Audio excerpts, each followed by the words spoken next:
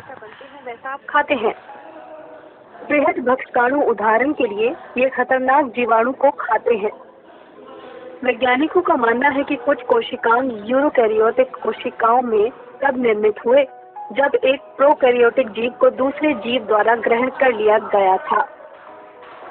फिर यह अंदर रहा और अपने परपोषी यूकैरियोटिक कोशिका में इसकी क्रियात्मक संरचना बनी। जीव उन कोशिकाओं से बने होते हैं जो जीवन की मूल संरचनात्मक और क्रियात्मक इकाइयां होती हैं।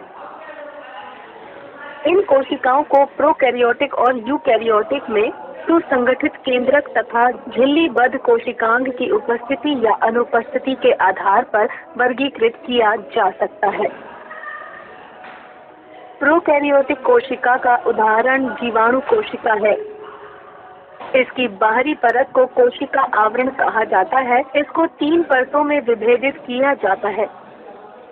कैप्सूल या श्लेष्मा परत इसकी सबसे बाहरी परत बनाता है। इसमें आंतरिक तत्वी डोगलाइकेन कोशिका भित्ति होती है। सबसे भीतरी परत प्लाज्मा झिल्ली होती है। प्लाज्मा झिल्ली रंगहीन भरण पदार्थ के लिए एक तत्काल आवरण के रूप में कार्य करती है, जिसे कोशिका द्रव्य कहते हैं। कोशिका द्रव्य में अंतः स्थापित केंद्रक में एक केंद्रक काभ होता है, जो द्विरज्जुक डीएनए के एकल अणु से बनता है। यह डीएनए अत्यधिक कुंडलित होते हैं। केंद्र काभ को केंद्रक झिल्ली और केंद्रिका रहित होता है। कोशिका द्रव्य को झिल्लीबद्ध कोशिकांग की अनुपस्थिति से लक्षित किया जाता है, जैसे अंतर्द्रव्य जालिका, गोल्जिकाए, प्लास्टिड, माइटोकॉन्ड्रिया, लाइसोसोम इत्यादि। जीवाणु कोशिका द्रव्य में आरक्षित खाद्य पदार्थ और 70S प्रकार राइबोसोम उपस्थित होते हैं।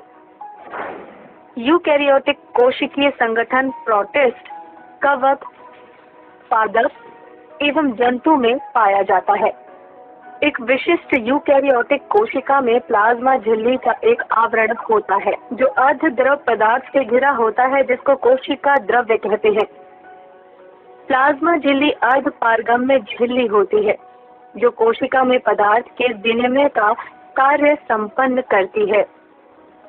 यह एक जंतु कोशिका का सबसे बाहरी आवरण होता है, जबकि पादप कोशिका में प्लाज्मा झिल्ली के बाहर एक अतिरिक्त कठोर कोशिका भित्ति होती है। केंद्रक झिल्ली और विशिष्ट केंद्रिका युक्त एक केंद्रक यूकैरियोटिक कोशिका के मुख्यतः उपस्थित होता है। केंद्रक और प्लाज्मा झिल्ली के मध्य स्थान को कोशिका द्रव्य द्वारा घेर लिया जाता है, जो कोशिका की आकृति में मदद करता है।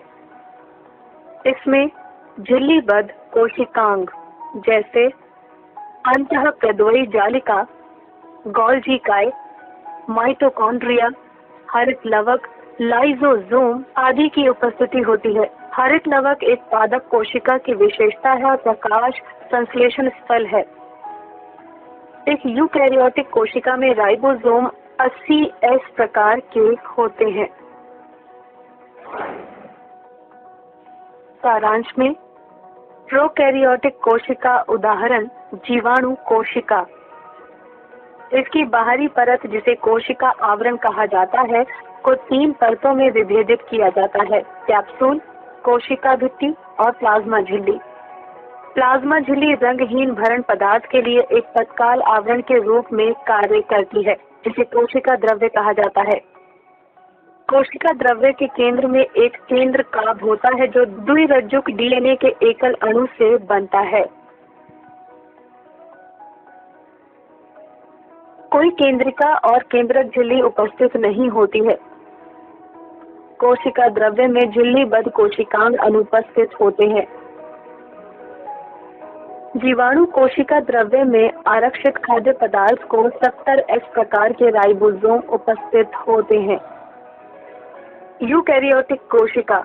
यूकैरियोटिक कोशिकीय संगठन प्रोटिस्ट, कवक, पादप और जंतुओं में पाया जाता है। प्लाज्मा झिल्ली एक जंतु कोशिका का सबसे बाहरी आवरण है, जबकि एक पादप कोशिका में प्लाज्मा झिल्ली के बाहर एक अतिरिक्त कठोर कोशिका भित्ति होती है। केंद्रिक झिल्ली और केंद्रिका युक्त विशिष्ट केंद्रक उपस्थित होता है। इनमें झिल्लीबद्ध कोशिकांग उपस्थित होते हैं। हरित लवक पादप कोशिका की विशेषता है। राइबोसोम 80S प्रकार के होते हैं। राइबोसोम दुनिया की प्रत्येक कोशिका में उपस्थित होते हैं। इसका अर्थ है कि वे यूकैरियोटिक कोशिका के साथ साथ प्रोकैरियोटिक कोशिका में भी उपस्थित है। यदि आप प्रोकैरियोटिक कोशिकाओं में माइटोकॉन्ड्रिया या प्लास्मिड